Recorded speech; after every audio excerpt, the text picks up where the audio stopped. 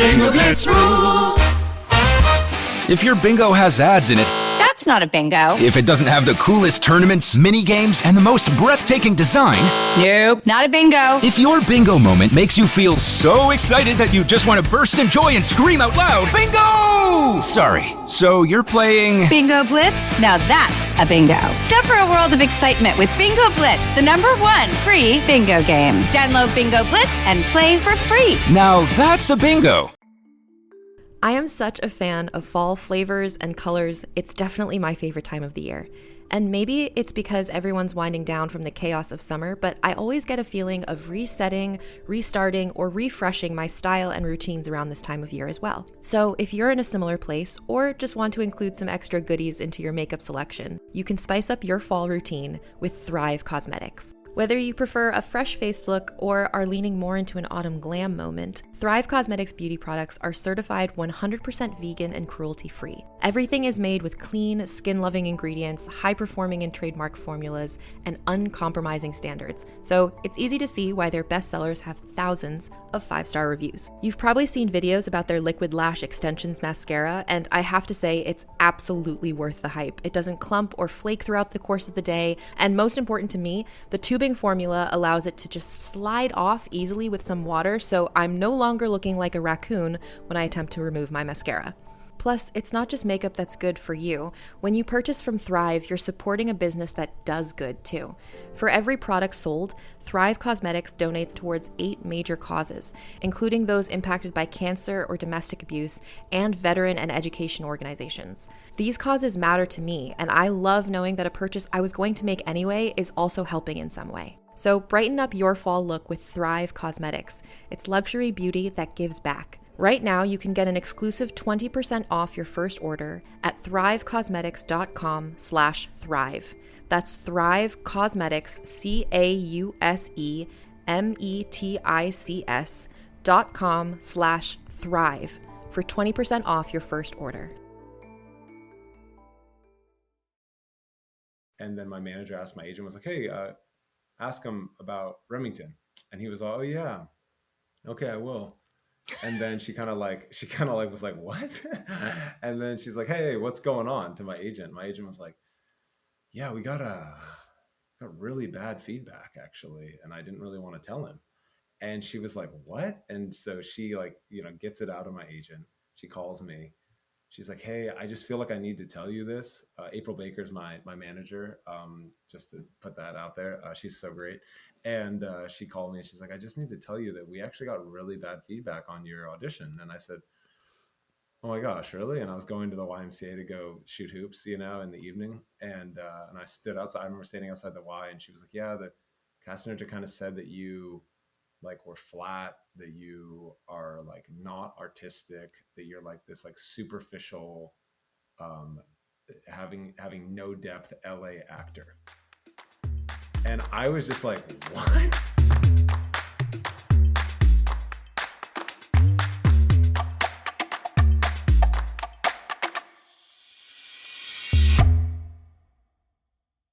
Hello, world, and welcome back to another episode of Thanks for Coming In. I'm your host, Jillian Clare. If this is your first time tuning in, this is the show where I speak to fellow actors about their journey in the industry, and I make them share a couple bad audition stories. If you're not subscribed to the show, make sure to hit that subscribe button now and follow along on TikTok and YouTube.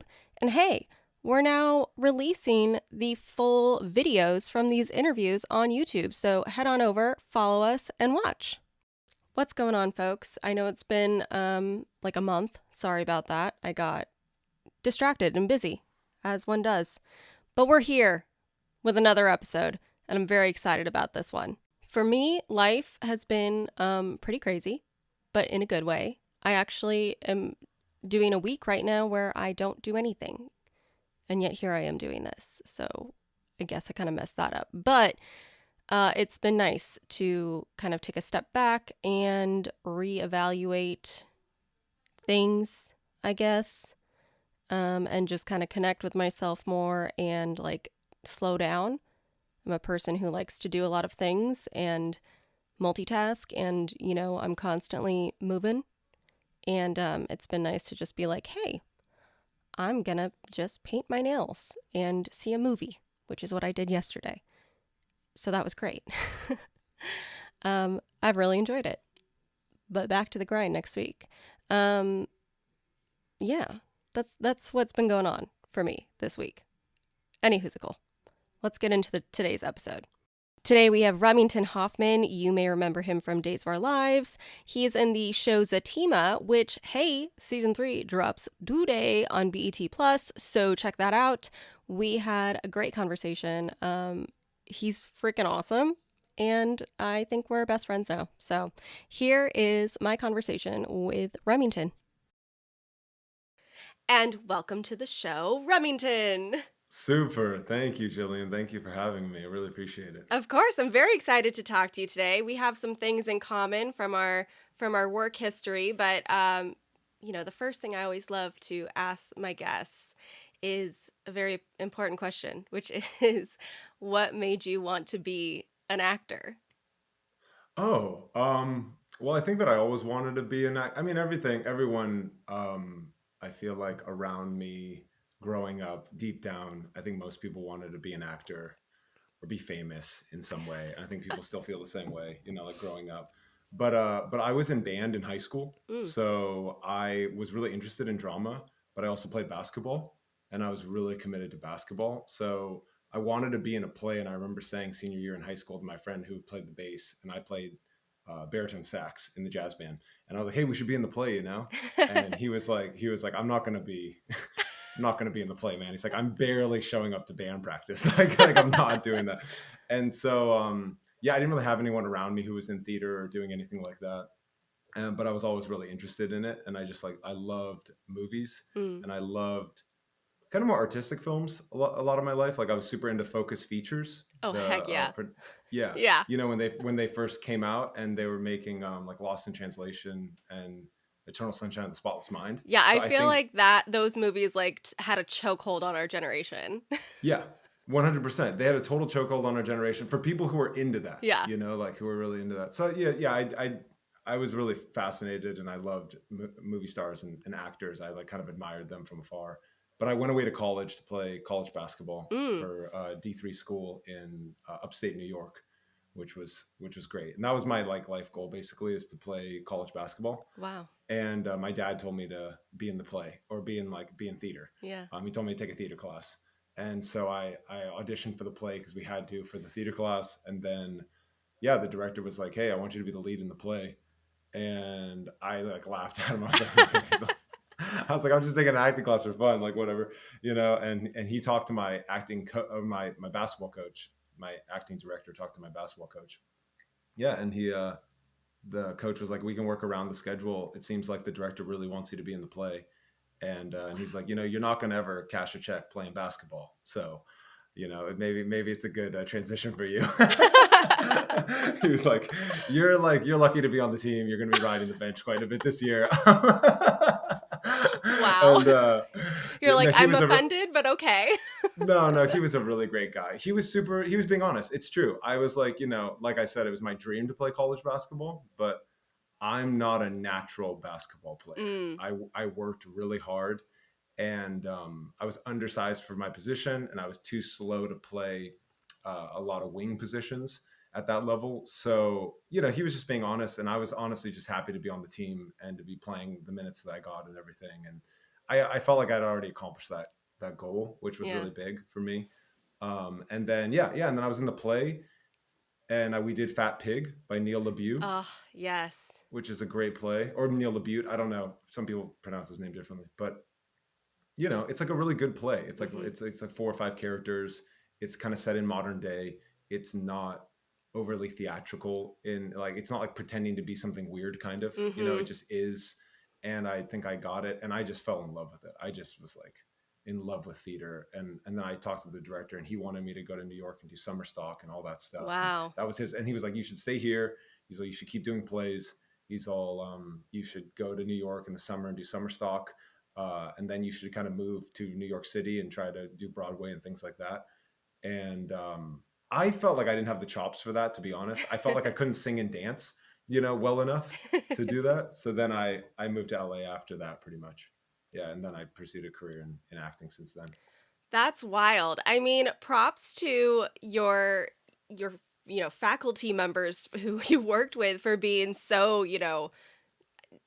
just easy to do this. Like, I feel like there's so many obstacles put in our way constantly, so it's so nice Mhm. to hear that both of your teachers were just like, yeah, we're going to find a way for you to do this because you're really good at this. Totally. Yeah. I mean, I don't know if it was. Yeah. I think that that was happening. Do you ever feel like, gosh, this is so like whatever they always write in books and stuff like that, but like kind of like when you're following your heart, you like things kind of happen in a different way. Mhm. I think for me, like when I look back on things, and it's not like I was like thinking like, oh, I'm gonna follow my heart, but I think back on these moments when I was doing things more just from kind of like the pure like love and enjoyment of it, and kind of and then there's that level of risk taking of like, I'm gonna go away to this school out in the cuts in New York where it's super cold and snowy, and I'm from Santa Cruz. I'm from like a beach town. Mm. And you kind of make that little leap of faith, but then because of that little leap and you're doing something that you're really passionate about, like kind of good things start happening, like synchronicities. Do you feel like that in your career, your life? Yeah, I mean, I think there's definitely that, that leap of faith and making sure that you're constantly striving for what you want, right? Like I'm I've been an actor since I was 7. So for me there's not really I don't know Yes. a life outside of this, and thank God because I don't know that I want to. Yeah, but totally. um but I think it's just I think there's also that thing within especially this industry where it's like there's so many ways for things to tell you to stop. And Hmm. I think just every time you keep saying yes, every time you keep saying, "Oh shush, I'm going to keep going. Oh shush, I'm going to keep going." It just like reinforces it with the universe. I don't know. I'm a little bit wooey. I like the universe stuff. I like, Yeah. I believe in the manifestation powers. Yeah, um absolutely. I think, Absolutely. yeah, but I think if you're if you're following what you feel is what you need to spend your life doing, that it's going to somehow work out. It's going to somehow get there. Totally. I totally agree. I mean, I think that also maybe it's, because I don't know what states and where other people live who are going to listen to this podcast, but I think that like you were saying, the woo woo ness and the manifestation and stuff, in a way, for our job, we essentially audition for our job. Mhm. We go to acting class. Mhm. We work out. We learn how to do skills like riding a motorcycle or martial arts or Mhm. singing or dancing or whatever. And so there's like things you're like working on. You're not being paid for those, but you love doing it. You're auditioning. You're not being paid for that. I don't think actors necessarily love auditioning, but it definitely is like it's the biggest part of our job, it seems like, Yeah, for the majority of it actors. is. And then you're like really trying your absolute best and putting really your heart and soul out there, because it's kind of like, I'm not doing this for, in a way, like of course we're doing it to like make money and be famous or whatever, quote unquote, but like we're kind of not at the same time. We're Right. really doing it just because we have to. It's like, Yeah. I feel like if you're an actor you have to do it, like if you're a painter, you just have to paint. And people are like, oh man, how are you gonna make money painting, you're like, I don't know, I I have don't to know. I'm paint gonna it. do it So like, though. yeah, but so I think at a certain point you start trying to like do anything you can to have Mhm. an edge, right? Yeah. And like things the ideas of manifestation, or like I like to study Kobe Bryant a lot. I really like the Mm. Mamba mentality, and you're like, and that's the thing about Kobe that I always enjoy hearing about, is the aspirational videos, at least not even him as a basketball player, but like his approach to basketball was, he was like, I'll do anything for an edge. I'll do anything. He would have his basketball coach walk the court for little divots in the court to figure out where there was like soft spots, because then he Whoa. would trap on defense, because it was more likely that the ball would like go off the offender's foot or something when he was dribbling. And so his coach would go back to him and be like, hey, over here's a little soft spot, over here it's a little soft. And so then as the Kobe's playing, he's thinking like, and he's playing defense, drive the offensive player to that spot so Mhm. they'll turn the ball over. And like that's like obsession, like he's Yeah. obsessed, Yeah. and I'm like that. And I think that I think that's why we get into like manifestation and woo-woo things and following your heart and trying to be in like what some call alignment in this, Mhm. because we'll look for anything to help us along our journey. Yeah, well, You know? it's a very difficult journey, whether it's, being a pro athlete or being in the entertainment industry. It's a difficult journey, and there's Yeah. so many things against you constantly. Just like the fact that my hair is red could be a point against me, So like Or a point for you. or a point for me, who knows? Yeah. But you have wonderful hair. Oh You my have God. beautiful hair, by the way. Thank It's you. just incredible. Thank you so Yeah. much. It's really impressive. I love that. But yeah, I think it's like, your obsession, it's kind of what keeps you in the game, right? It's the things like I'm learning Gaelic right now because I have red Yeah. hair, and I'm like, well, maybe there's going to be a role in the next couple years that needs a redhead who speaks Gaelic. I don't know, but I'm going to try it Totally. out. Totally. No, totally. 100%. Yeah. I'm like, I'm putting together a project right now with my co-actor on Zatima. His name's Cameron Fuller. And it's kind of a comedy meets buddy cop film. Awesome. But we wrote a lot of stuff into it about me being Oriental. So I've been like taking karate and like Oh, wow. and the samurai sword and trying to learn some Japanese and learning a Japanese dialect and these So things cool. for, like we're not really sure if we're going to use it in the project or not, but it's like But at least you'll I'm have still like the doing option. I'm still doing it. Yeah. I'm still doing it like preemptively striking to try to give myself some security in this life.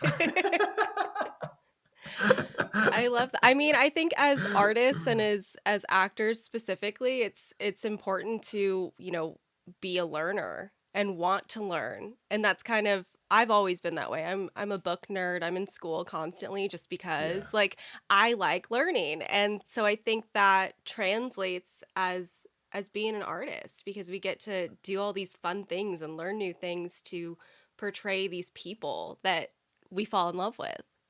Totally. What are you reading right now? Are you reading anything right now? Are you reading a couple things? I just started reading The Witches of New York, which is I pretty don't know good. It's a fictional Fiction book, yeah. Cool. It's a good title. Really Yeah, good title. it's pretty good. I just started it yesterday. I've been super bad about reading this year because I've been so overwhelmed with everything.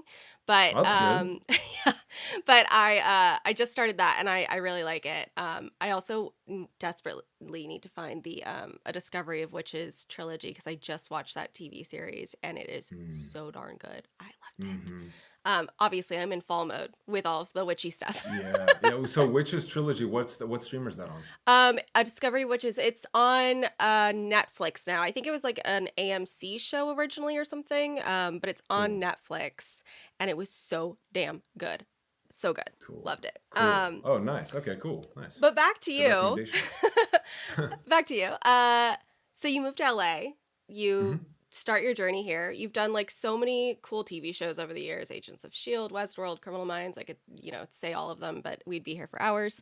I got a funny story about Westworld. Oh, Because like when you say it. drop that name, it's like, oh, this guy's been on a Westworld. Like that like, oh, he's like Agents of S.H.I.E.L.D. Westworld. Like everyone knows Westworld. Yeah. So I went in, I just did like 2 takes in the room for audition. This is before the pandemic. They booked me on Westworld. I was like, oh my God, like I'm on Westworld. Like this is unreal, And I get there and I'm playing the assistant and they're like, yeah, like the assistant could come back. Like you don't get killed or anything like that. You might like start like recurring, And I'm thinking like, oh, this is it. You're like, hell yeah. This is the moment I'm taking off, and I'm there and we're shooting a really late night shoot. And so like, it's like 11 o'clock. Then at 12, we go to lunch and then 1 o'clock rolls around and I'm kind of laying down because I'm so tired. We didn't end up shooting my scene until like 2:33 in the morning. Oof. And I went and had lunch. And, I was pretty poor at the time and I was really hungry. And so I just like ate so much. I ate everything that they had to offer me, And I'm standing there and we're like about to shoot this scene and I'm in this massive kind of spaceship looking dome. And then there's this big giant door. And then there's this huge room where the lead character's in and everything. And I'm supposed to go in and tell her that she needs to pick up her kids from school, Mm-hmm. And I'm standing there and I totally I heard sound speed camera rolls, the whole studio goes like silent. They have this huge 3D background, like running with computers outside. That's probably like almost the size of half a football field for CG. And there's, hundreds of people there or whatever. And it's pitch silent in the stage. And they're like sound speeds, camera rolls, action. And I totally farted inside this like giant dome. And it's straight up like echoes.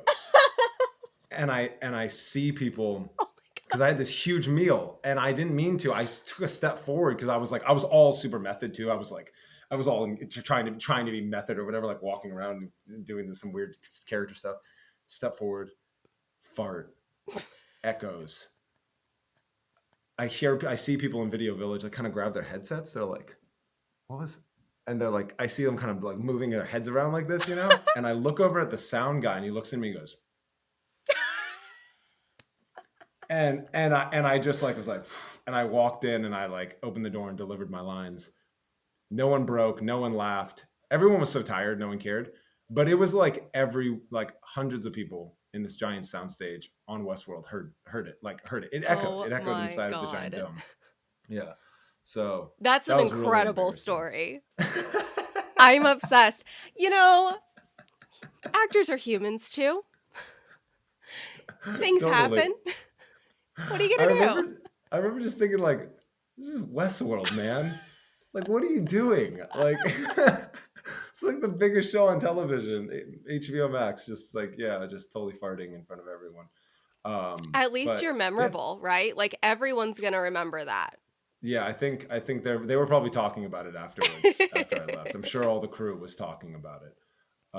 The sound guy just giving you a thumbs up is my favorite thing. Oh yeah, well he heard it. I mean, he's got the boom right over me. Right. It's like in yeah, his. Man. Well done. Don't worry. That was a good one. Yeah, it was kind of like I got you. You're all good. He's like, don't worry. I turned down the dials.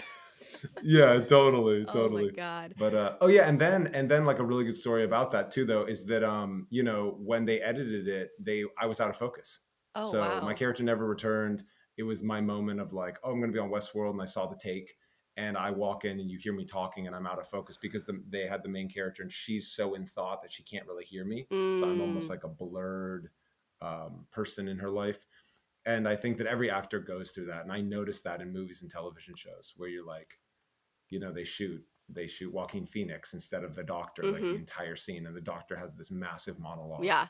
And for the actor, they're thinking, oh my gosh, I'm going to be in a scene with Joaquin Phoenix, this huge medical scene. Yep. This is my moment. This is it. And then you see the cut and you're like, oh my gosh, I'm out of focus. You're like, well, I guess I'm not adding that to the demo reel. Yeah. And I think every actor feels like that. And for people who are actors who listen to your podcast, I think it's important to like not take it, don't take it too hard when that stuff happens. Yeah.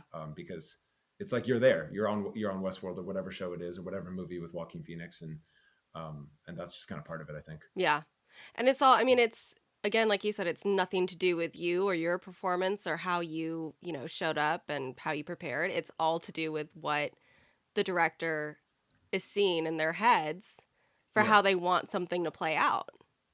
Yeah, and what's the most important for the story. Yeah, for sure. Yeah.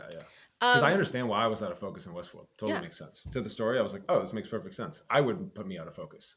If I was the director, I guess. We're going to take a quick commercial break and then we'll be right back. As a podcast network, our first priority has always been audio and the stories we're able to share with you. But at Realm, we also sell some pretty cool merch, and organizing that was made both possible and easy with Shopify. When you think about successful businesses like Aloe or Allbirds or Skims, an often overlooked secret is the business behind the business that makes selling and, for shoppers, buying simple. For millions of businesses, that business is Shopify. That's because nobody does selling better than Shopify. It's the home of the #1 checkout on the planet. And the not-so-secret secret that's definitely worth talking about is that Shop Pay boosts conversions up to 50%. That's more happy customers and way more sales going. If you're hoping to grow your business, your commerce platform better be ready to sell wherever your customers are scrolling or strolling, on the web, in your store, in their feed, and everywhere in between. Businesses that sell more sell on Shopify. Upgrade your business and get the same checkout we use with Shopify. Sign up for your $1 per month trial period at shopify.com/realm, all lowercase. Go to shopify.com/realm to upgrade your selling today. Shopify.com/realm.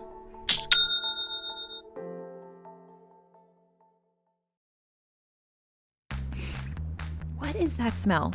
It's that slight crispness of fall, maybe a bit of apple cider or pumpkin spice, and I am definitely getting a hint of a deal. Oh wait, it's more than a hint.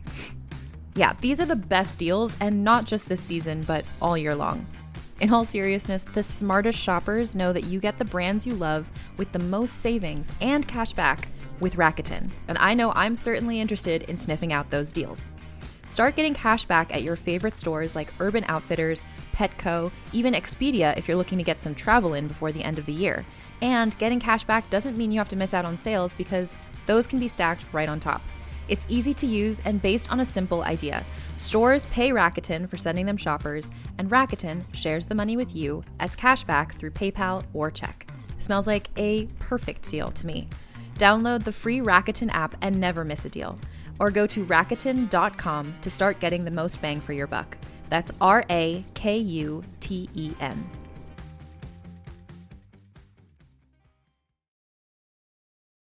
And back to the show. Tell me about, so you are currently on Days of Our Lives. Tell me about that. Oh yeah. So I did the ABC Showcase. Do you know what the ABC Showcase is? Yeah, I've heard of it. Yeah, so it's like originally it was a diversity showcase, and since I'm Asian American, I auditioned for it a lot over the years. I probably auditioned for it four to six times maybe, and I ended up getting picked out of. It's kind of like thousands of people get picked, West Coast and East Coast, and so it was really a great experience. You basically get trained how to act at the ABC studios, and then like different acting classes like Tai Chi and improv and certain dramatic things. And the execs come from ABC, and they hang out with you a lot, and you do all these scenes, and then eventually you do like a big performance for all of the casting directors and producers and directors that are invited by the studio to the showcase.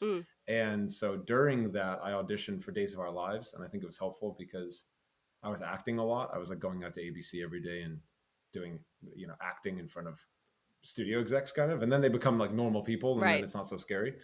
So I auditioned for Days of Our Lives, and it was for a web series, a side web series. Oh. I think it was like Chad and Abby Go to Paris or something like that. And they were like, hey, you might get moved on to the network show from this character. So I showed up, I did the scene, and then I got a call like a week later. They were like, hey, we're going to write your character into the network show.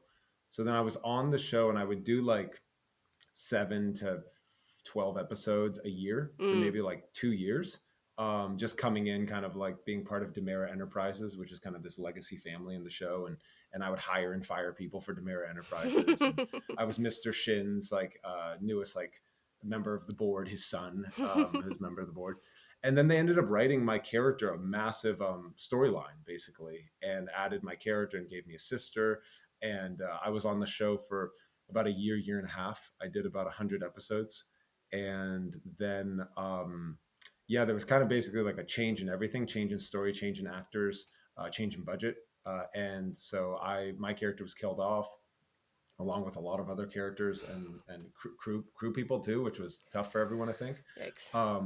But I love Days of Our Lives. I loved being on Days of Our Lives. I feel like it's such a great training ground for an actor, and I was really honored to be on the show because it's such a legacy show as well, and I feel like I learned a lot, and it was so cool kind of going every day and feeling like in some way I felt like it was like low stakes, like I didn't feel like I felt pressure to do well for myself and for the executive producers that are hiring me essentially, but I didn't feel like I don't know. I just didn't feel like overwhelmed in any way. I just wanted to really do great work. And so it kind of felt like going to acting class, but you're in like wardrobe. You go through the whole experience every morning. You get in wardrobe. You're standing in front of about 20 people. There's 3 cameras rolling. You're dealing with like action, cut, retake. Someone messed up a line, retake. Dealing with directors giving you direction, producers giving you direction. then like then working your way up so you can have a conversation about the direction, and all these things that I feel like I always wanted to learn in acting class or wanted to do in acting class.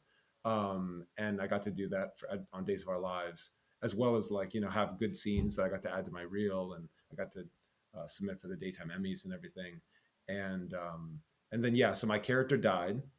And then I got brought back in the beginning of this year as a figment of Connie's imagination, and so I was like living in her mind, and that was really cool. And the fans really liked that. I'm really close with a lot of the fans, so they still like write to me, and I write back, and they're like, "Oh, when's Lee Shin coming back on Days of Our Lives?" And yeah, and then I haven't. I'm not working on the show right now, but I could always be called back pretty much to work on the show, and I would definitely work on it again if they called me back, because Days of Our Lives is awesome. So then everyone there's really, really nice and kind. Yeah, that was the big thing. They hire older people for crew. Yeah. And they keep people on for crew, which is really, I think they do that on purpose. And I think that that's really something that needs to be noted about their executive team, that like, all the sound operators, camera operators, all these people, they've been working there for a really long time. They don't replace them with younger people, which can happen in a lot of industries. And I think that needs to be noted, that their executive team does that. And I think that I always like admired that from a leadership perspective. I was on Days as a child. So oh my gosh. Maybe that's how we know each other. I'm not sure. But wait, so we have to talk about this. So you were originally hired to do the Chad and Abby go to Paris thing? Because I played Abby when she was like 11 to 13. Really? Yeah. Oh my gosh. How long were you on Days for? It was only like a year and a half or 2 years or something like that, because I was like they had a long storyline about the Salem serial killer, and they needed to age Abby just a little bit to have her be like more angry and crying all the time, which is essentially what I did on the entire show. I was just like yelling at Jennifer the entire time. Oh my gosh, that's heavy. That's heavy. That's heavy lifting. That's heavy acting lifting. And then they sent me to camp, and she came back as a 16-year-old. They did the soap opera rapid aging syndrome thing. So it was short, but it was, like you were saying, it's such a good boot camp for actors. Yeah. You get to figure out how to do something how you want to do it in a single take. Yeah. You're getting this incredible experience of working creatively, yes, but also working in a fast pace. And I think especially nowadays with indie films and how quickly they shoot, it's such a good skill to have. I feel like so many of the best actors have had stints on soap operas. Mm-hmm. It's it's interesting because I think that people who have been on soap operas are so well trained in just showing up and doing the job. Yeah, absolutely. Yeah, it's very much showing up, doing the job. It's very much a job. It is. It's like a job. It starts going at about 7 a.m. It ends at about 5 or 6, and it goes 5 days a week. And it's just, exactly. It's a total job. Yeah. God, that's awesome. That's so great. We were both on Days. The Days of Our Lives family. Every once in a while, I see like an article where it's like Google alerts will like alert me being like, "Where's Abby Demira now?" I'm like, "Girl, I don't know. There's been like 7 of us. What are you talking about? I don't know." It's literally like a long line of lists of people who played this role. Yeah, totally. So we are at the part of the show where I like to ask my guests to share an audition story from their past. It can be something funny that's happened in the room. It can be the one that got away. Is there a story that you would like to share with the listeners? Yeah, totally. I have a good story about an audition too. And it's also about like taking one on the chin. But I auditioned for a show. It was a big show that ended up getting picked up, and I think they did 1 or 2 seasons on one of the major streamers. And I sent my audition tape in. I was sending my audition to New York. This was actually also at the same time I booked Days of Our Lives. Oh my gosh. I was doing the ABC showcase at this time. I remember I was definitely doing the ABC showcase, because the note back so we didn't hear anything back. And then my manager asked my agent, was like, "Hey, ask him about Remington." And he was all, "Oh yeah, okay, I will." And then she kind of like was like, "What?" And then she's like, "Hey, what's going on?" to my agent. My agent was like, "Yeah, we got really bad feedback actually, and I didn't really want to tell him." And she was like, what? And so she like, gets it out of my agent. She calls me. She's like, hey, I just feel like I need to tell you this. April Baker's my manager, just to put that out there. She's so great. And she called me and she's like, I just need to tell you that we actually got really bad feedback on your audition. And I said, oh my gosh, really? And I was going to the YMCA to go shoot hoops, in the evening. And I stood outside. I remember standing outside the Y, and she was like, yeah, the casting director kind of said that you like were flat, that you are like not artistic, that you're like this like superficial, having no depth LA actor. And I was just like, what? Oh my God.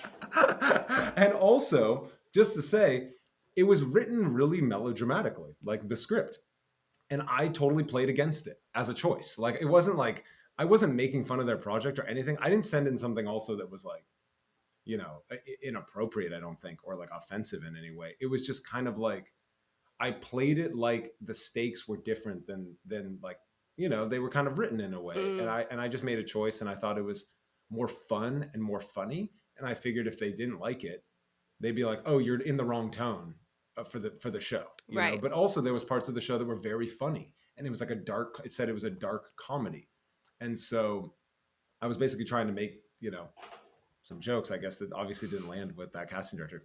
And so I'm like devastated, I'm totally devastated. And I go into the YMCA, and there's all these little kids playing basketball in there, and it's like warm. And I was like, this is terrible. I'm not shooting hoops in here. So I walk up and I go to the basketball court out here to Santa Monica at night. I'm kind of like really feeling down. Yeah. I was like, you're in your feels. Oh, man. Yeah. I definitely didn't book Days of Our Lives yet, And I was also like, wow, I thought I was like doing really good in my career. And I got this ABC showcase thing going right now. And I'm shooting hoops, and there's like 8 guys playing on the other side of the court. And they're like, hey, come over and play with us. Come over and play with us. Oh. And I walk over, and I didn't have my ankle braces or anything. I was like, I don't know if I can play you guys, whatever. And then Adam Sandler stayed there, and he goes, hey, we need you for the 10th. You have to play with us. And I was like, and I look at him, and I'm like, holy shit, it's Adam Sandler, And then I'm like, whoa, now I kind of have to play. Yeah, you have to. I mean? Yeah.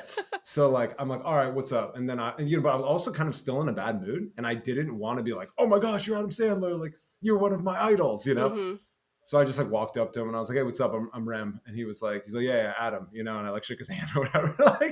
like, of course I know you are. But so we start playing, and like Adam Sandler like cuts to the hoop, attacks, and it's dark. It's so dark. We can barely see, the lights are on, but it's pretty dark. Throws me the ball. I catch the ball off like the very first play, shoot a 3, make it. He's like, he's all, that's three shooter. And he like runs down the court. And I'm like, oh my gosh, Adam Sandler's gassing me up right now, He like attacks the hoop again. He loves to attack and do crazy passes. Attacks the hoop again, same play, next down. Crazy pass, like behind the back, kind of like bounces it to me. I catch it. I up fake the guy, attack. I get a layup. And he's like, hey, and he like kind of pats me on the back.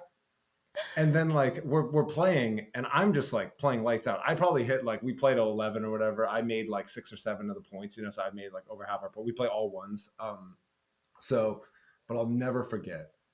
I'm there, and we switch sides of the court, so it's a little more light on the other side of the court. And he attacks, and he's right at the top of the free throw line. He's kind of dribbling like this, and I'm there standing in front of him, and they double team him, and I'm at the 3 right in front of him, and I kind of almost whispered. I was like, Adam, and he looks up, and he like granny passes me the ball, and I catch it, and I shoot the 3.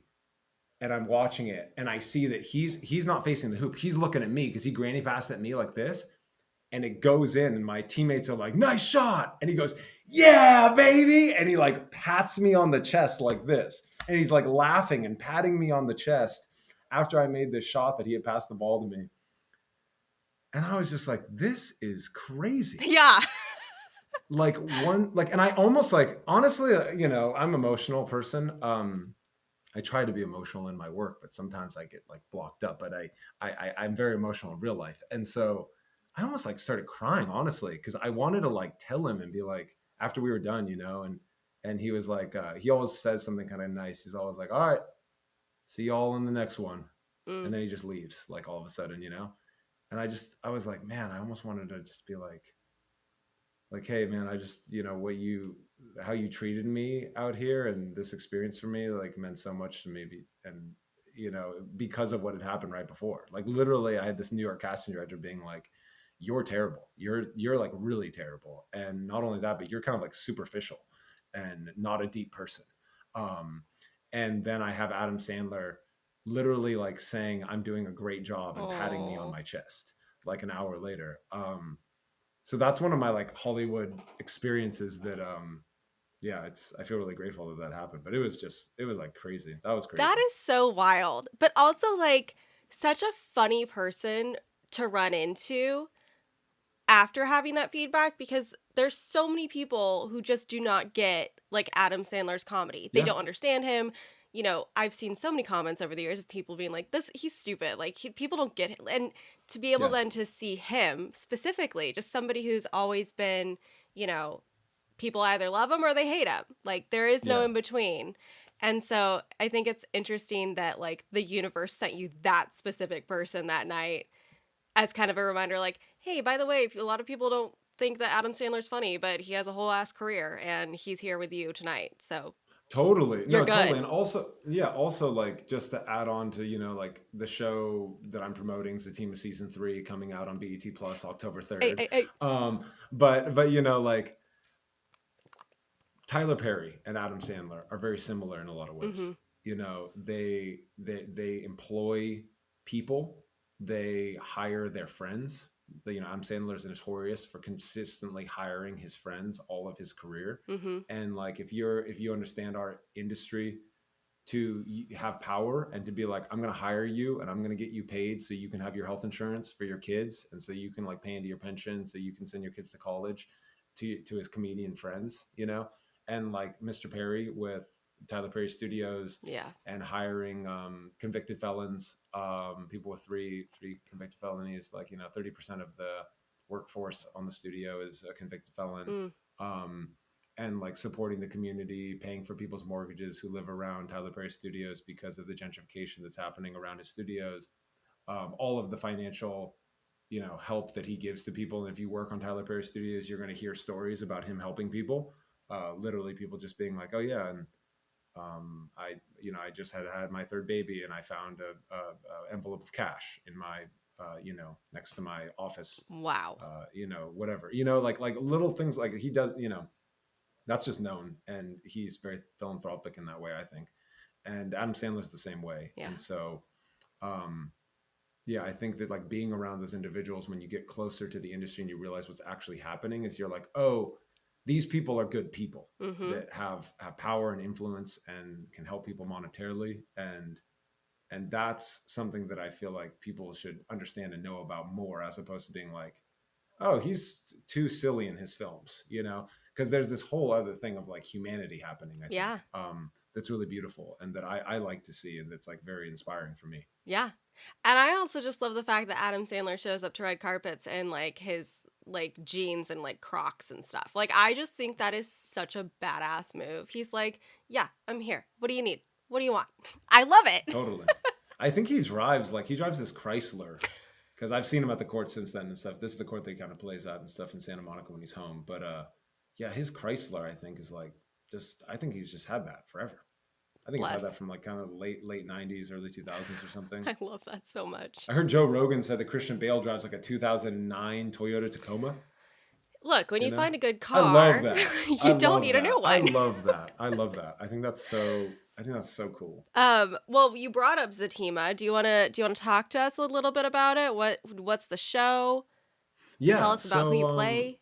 Yeah, so I play a character named Bryce, and my character is bisexual. He, in the first season, starts catching feelings for the lead of the show, but he's also dating the lead of the show's fiance's best friend. Oh boy, sounds messy.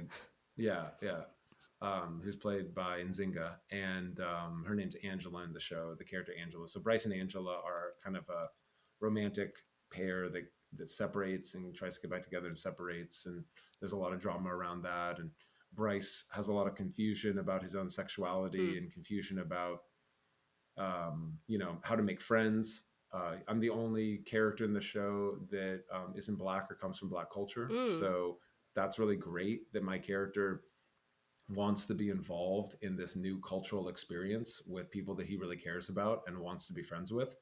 And I think he has a difficulty navigating how to be himself in that group. And they're very accepting of him. And the only thing they're not accepting of is kind of how he doesn't like be honest with who he is with them.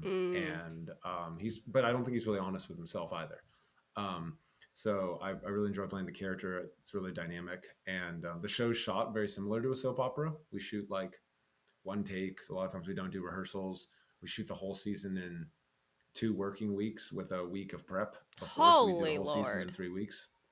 And we do 20 episodes for the third season's coming out October 3rd on BET Plus, like I said. And that'll have 20 episodes. It's a part A and part B.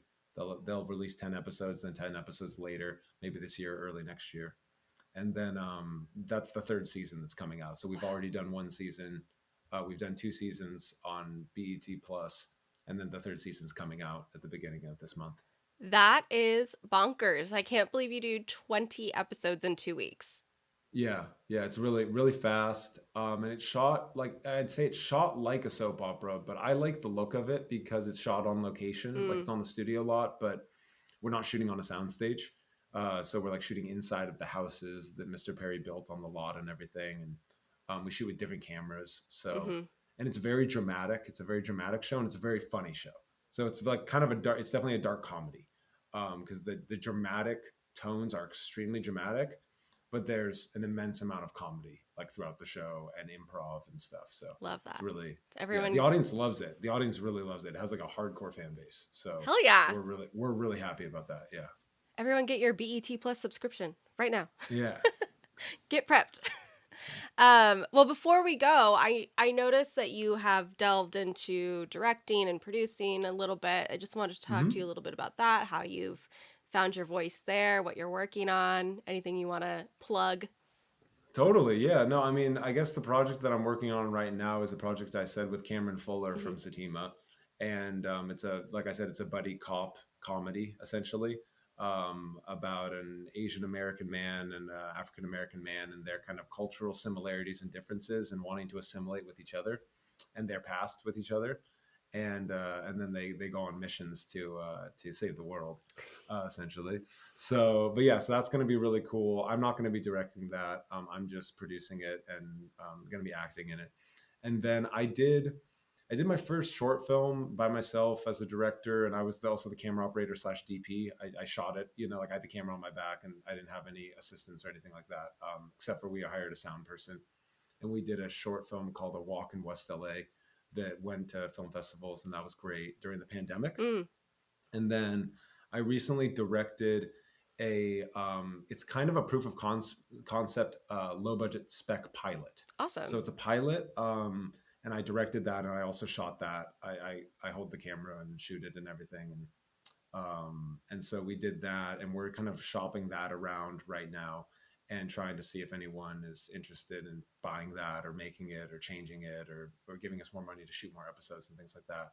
And then I also was in the documentary space. So my brother and my close friend Cody Love, we made a documentary series called Self-Made, and that was on Amazon Prime. And then the first season, and then we're trying to release the second season right now. And that's a documentary series on entrepreneurship. Oh, I love that. We interview different kind of like athletes, influencers, CEOs. The first season was all CEOs and partnerships of corporations, and asked them kind of about their personal definition of success and how they got to where they are now. Oh, that's so cool. I need to watch that. But I'm really interested in directing. I would like to direct. I would like to direct more, and my big dream is I'm writing my own movie right now. I'm like writing a feature, and I'll direct that definitely. But I don't know when that'll end up happening because there's all these the other projects are happening and stuff. But that's a real big all the best American filmmakers, at least that's what they do. They write and direct their own things.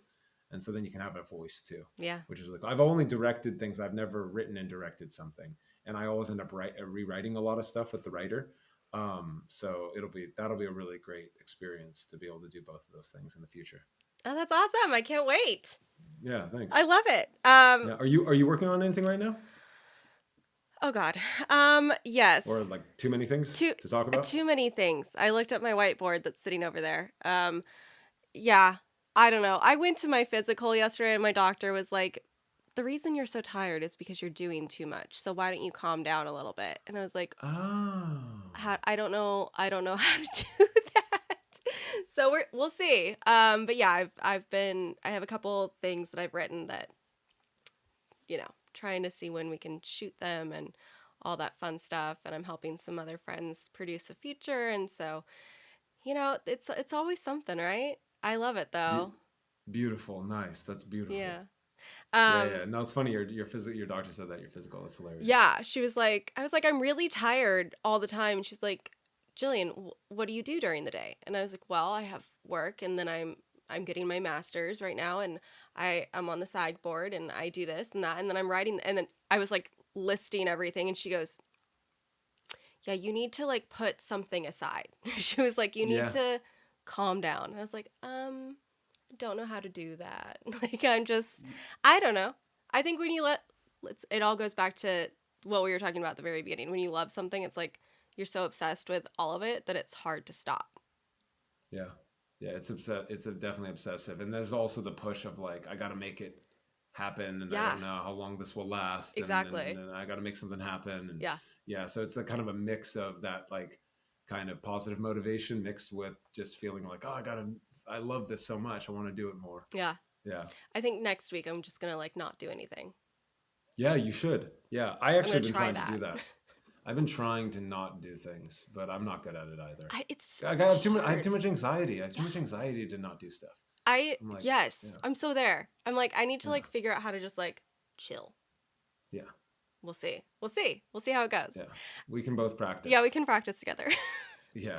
We'll send email reminders to each other. Jillian, are you chilling today? Are you chill? No? You better put in like 45 minutes of chill into your calendar. Well, it's been a pleasure having you on the show. How can people follow you to keep up with all of your workings, all the things going on? Oh yeah, I'm mostly on IG as Remington Hoff. Yeah. Bada bing. Yeah, my full name's Remington Hoffman, but yeah, Remington Hoff on Instagram. Love it. Well, thank you for spending some time with me today. It was a pleasure getting to know you. Yeah, totally, Jillian. I'm super glad to talk to you and meet you. And hopefully we'll get to work on something together again someday or do another podcast or something. I love that. We should. Yeah. Cool. All right. Awesome. Enjoy your beautiful day. Yep. Don't forget to relax. Thanks again to Remington for coming on the show and hanging out with me. Make sure to check out Zatima on BET Plus today. Season 3 dropped. Go watch it.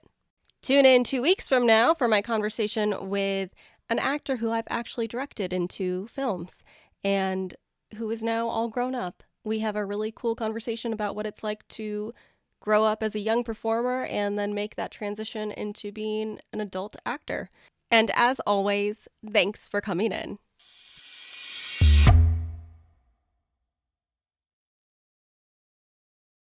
What's up, everyone? It's Noah Daniels. Hey, y'all. I'm JJ. Hey, guys, it's Kat. And we're your hosts of the Real Hauntings podcast, where we bring on guests to share their first-hand encounter ghost stories and supernatural experiences. Now on to the trailer. I've been warned to not tell this story, but I think because of the way it ends, it's okay to tell this story, because some people say that with certain entities, to like speak of them or talk about them or in any way like portray them as powerful will attract them to other people. The creepiest thing about it to me is a lot of times it would wait for me to notice it. Like it would just lay its arm out like this, and then I'd be like, where is it? And then I'd see it, and then it would just slither back. For more information on the Real Hauntings, Real Ghost Stories podcast, make sure you check out Real.fm to learn more about our podcast and many other amazing podcasts. Nowadays, trends and news cycles change faster than we can blink. But there are some things that withstand the test of time. And if you're looking for a connection to something timeless, and maybe also a glimpse of life at a slower pace, I believe everyone can relate to the very human experiences explored in Jane Austen's novels. And that's where I come in. My name is Alison Larkin.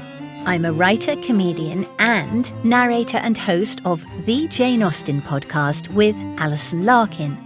I spent a lot of my childhood in the part of England where Jane Austen lived and wrote, and now that I live in the States, nothing gives me a sense of homecoming quite like narrating her books.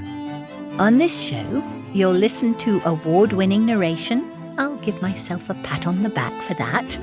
As well as conversations with actors, writers, and other fascinating people who all share a passionate love for Jane Austen. So please, join me as we embark on a wonderful journey through Jane Austen's work. Be sure to listen and subscribe to the Jane Austen podcast with Alison Larkin, wherever you get your podcasts.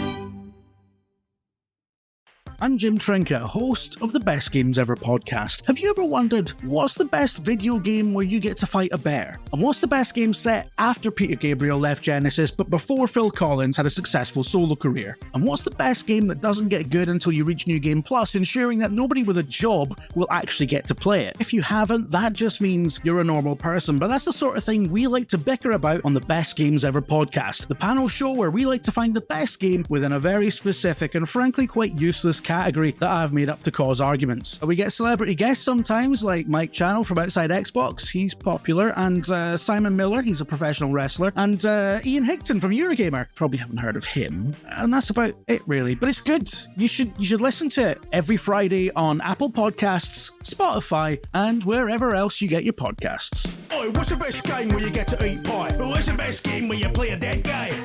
You'll find out